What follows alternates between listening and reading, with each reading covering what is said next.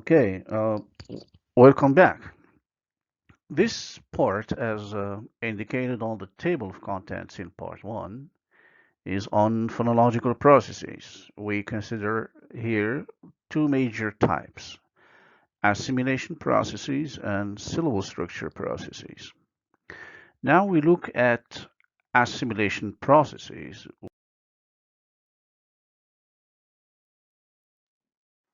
Sounds in assimilation processes display a behavior that's similar to the chameleon, a reptile that adopts, or let's say assimilates, the colors of surrounding branches. In a manner similar to the chameleon, sounds also change features to look like, or let's say sound like, other neighboring sounds. First, we consider processes that involve a consonant assimilating vowel features. Then we move on to the cases where a vowel can assimilate features from a neighboring consonant. And after that, we will be able to see how consonants assimilate other consonant features. And finally, we have a look at how vowels can assimilate features from other vowels. Okay, so now we look at how a consonant assimilates vowel features. The high front vowel E and the glide Y can be considered as palatal sounds. In other words, they're articulated with the tongue touching the hard palate in exactly the same position as in palatal consonants. And that's why we sometimes find sounds that become palatal because they come before the high front vowel E or the high front glide Y. Now look at these examples from American English. In American English, it is common for alveolar consonants like the, d, s, and z to be shifted back to the palatal-alveolar point of articulation because they come before the palatal glide y. Look at these examples. Now look at how the alveolar t becomes the palatal-alveolar affricate ch in the example, the first example.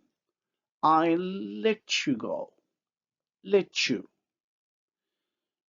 And look at how the voiced alveolar stop d becomes the voiced palatal alveolar affricate j in the example, did you?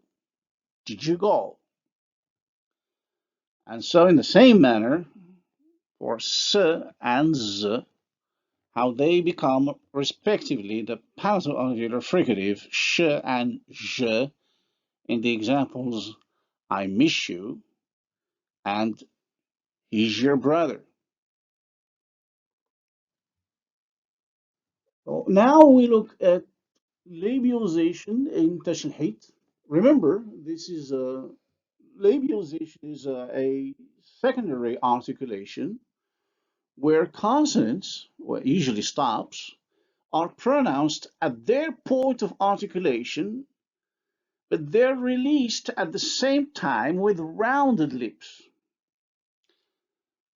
In Tashlhit, the velar stop g is articulated with rounded lips in a word because of the presence of a rounded vowel in another morphologically related form of the same word. In other words, as we move from noun to verb, or from verb to noun, or from singular to plural, or vice versa. The labialization of g, for example, in the verb gun, sleep, in Tashlhit, is a result of the presence of a rounded vowel after the velar stop g in the nominal form, taguni. The consonant assimilates the rounding of the vowel in the manner that you can see. So g, u, pronounced as g. Look at more examples. Now here we have the Vier's voice stop g followed by a rounded vowel in the words taguni, tagudi, ugu, and aguru. Now notice what happens in morphologically related forms where the g assimilates the rounding of the vowel and becomes a labialized consonant. Gun, agudi, g, igura. Now we turn to how a vowel assimilates consonant features. It is common for vowels to become nasalized when followed by a nasal consonant. What we mean by nasalized is they're pronounced through the nasal cavity. In French, low vowels become nasalized when A followed by a nasal consonant in word final position, as in the words bon, ton, fin, bon, or in a position where the nasal consonant is in turn followed by another consonant, as in the following words banque, monte, cinq.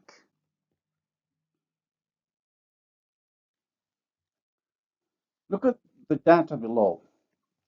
The first here, we can see how the vowel is nasalized because it is in word final position. In other words, followed by nasal. You can see the nasal in the French spelling. So this is pronounced pont for bridge, and bon for bench, and fin for end.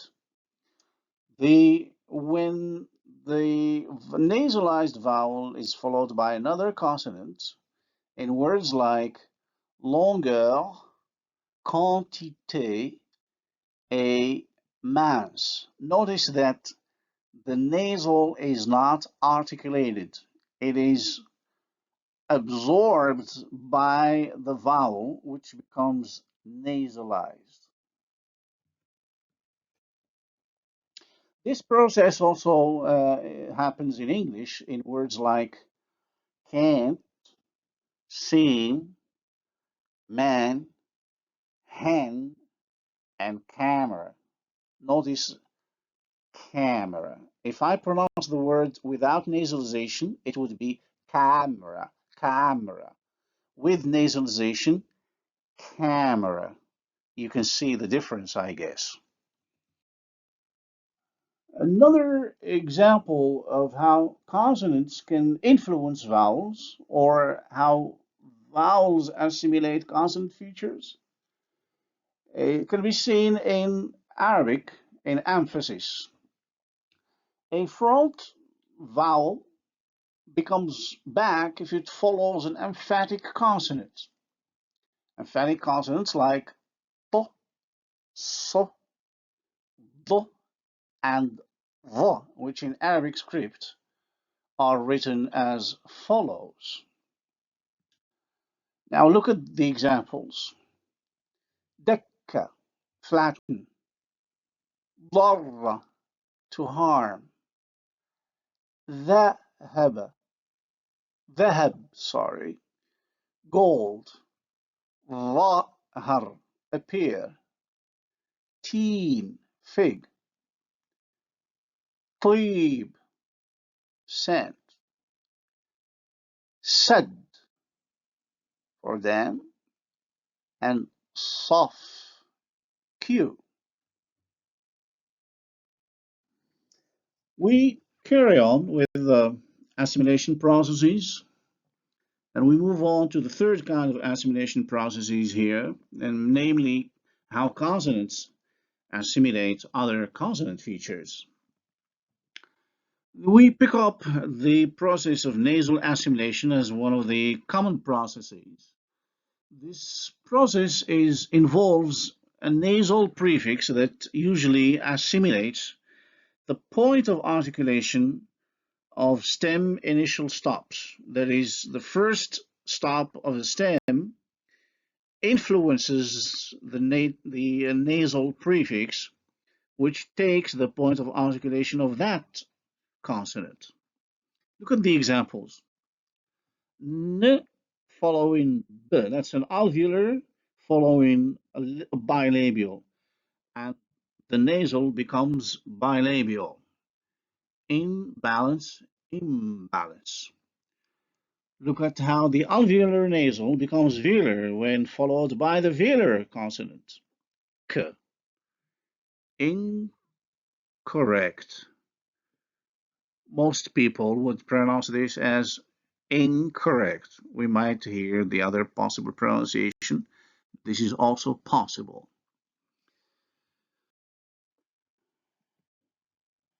Now, look at the English prefix in, meaning not, which can take several forms depending on the point of articulation of the first consonant in the word.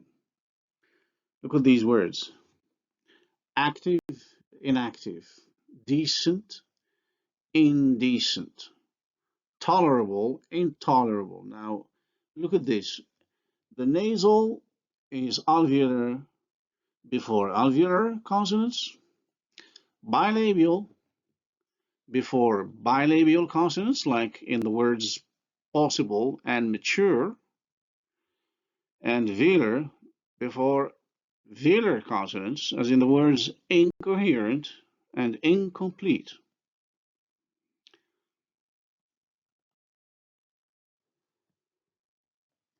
We consider in the next slide another process where consonant assimilates another consonant feature. The English plural suffix "s" assimilates the voicing of the final stem consonant, as in the following examples. Look at how the plural S is pronounced Z after voiced stops and S after voiced stops. In other words, it assimilates the voicing of the final consonant in the word. The next example comes from Yoruba, a language spoken in Nigeria. In Yoruba, there's a prefix that assimilates the same position of the first consonant in the stem. The nasal prefix marks the present continuous. Look at these examples. The first word, we have ba, which is bilabial. For, we have th, labiodental, and te, alveolar. Sun, alveolar. Law, alveolar. And the last two are velar. Now, of course, we expect the nasal prefix to pick up the same point of articulation as the first consonant in each verb. And that's exactly what happens. Now, look, the first one, we have a bilabial, and the nasal prefix becomes bilabial. And the next one, the first consonant of the verb is labiodental. In fact, it's labial. In other words, the two consonants in ba and fo are labial, and so that's why the nasal prefix is bilabial. In the next three examples, we have the consonants are alveolar, and that explains why the prefix is alveolar.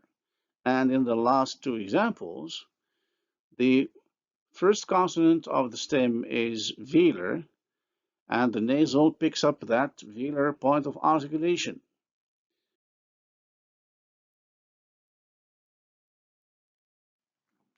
In Turkish, the stem vowel, The suffix vowel takes on the same feature values for backness and rounding as the stem vowel. That is, if the stem vowel is plus back, the suffix vowel is also plus back. And if the stem vowel is plus round, the suffix vowel is also plus round. The same thing happens when the stem vowel has a negative value for the feature back or round.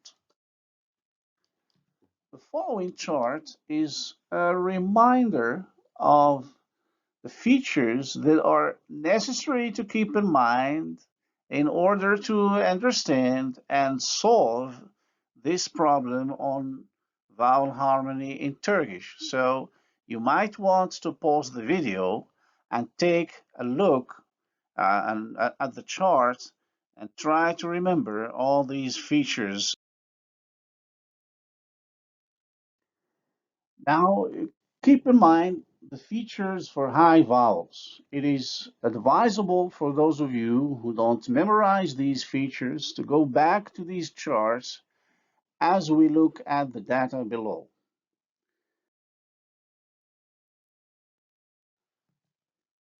Let's take the data below with some detail. Look at number one. Number one and number two, that's dish and ev. These two words contain front spread vowels, that is, minus back, minus round. The suffix meaning my would be attached to these two words and having the same features for backness and rounding. That is im, which is also minus back, minus round. Now look at numbers 3 and 4. Gönül and göz. The vowels here are minus back plus round. We expect the prefix to take the same features again to be minus back, minus round. That's exactly what we find. Gönülüm and gözüm. Now we move on to number 5, baş. The vowel a in baş is plus back, minus round. We expect again that the suffix is going to have the same features for backness and rounding, and that's the vowel a, başım. Number 6 and 7 are back rounded vowels, gul and kol, and of course the suffix agrees in backness and rounding with the stem vowel, and we have gulum and kolum. This process is known by the name of vowel harmony. And, and here in the last slide of this video is the last example we look at and what's known by the name of Umlaut or vowel fronting in German. Look at the examples. So in German, the stem back vowel assimilates the frontness of the suffix vowel and both vowels become front. In other words, we have seen in Turkish how the suffix assimilates the features of the stem vowel. In German, we look at the opposite direction. In other words, how the stem changes to look like the suffix. Look at the first word, ja, which means year. And every year in German is jährlich, every year. Now the vowel a has moved from back to front because of the influence of the suffix vowel, which is also front. The next word is Stunde, hour. The vowel u is plus back plus round. When we add the suffix which contains the front vowel, the stem vowel becomes also front. Stündlich. The next example is gut, And if we add the suffix again, this becomes gütig. And so the same thing happens with the word mot, that's plus back, plus round, and nötig, which becomes plus round, minus back, because the suffix vowel is minus back. Look at the next example, got and göttin. So this process is known by umlaut. Now, it would be a good idea to play back the video and go over these processes carefully and try to uh, keep in mind all these processes so that you will be able to solve problems on similar problems on assimilation later on.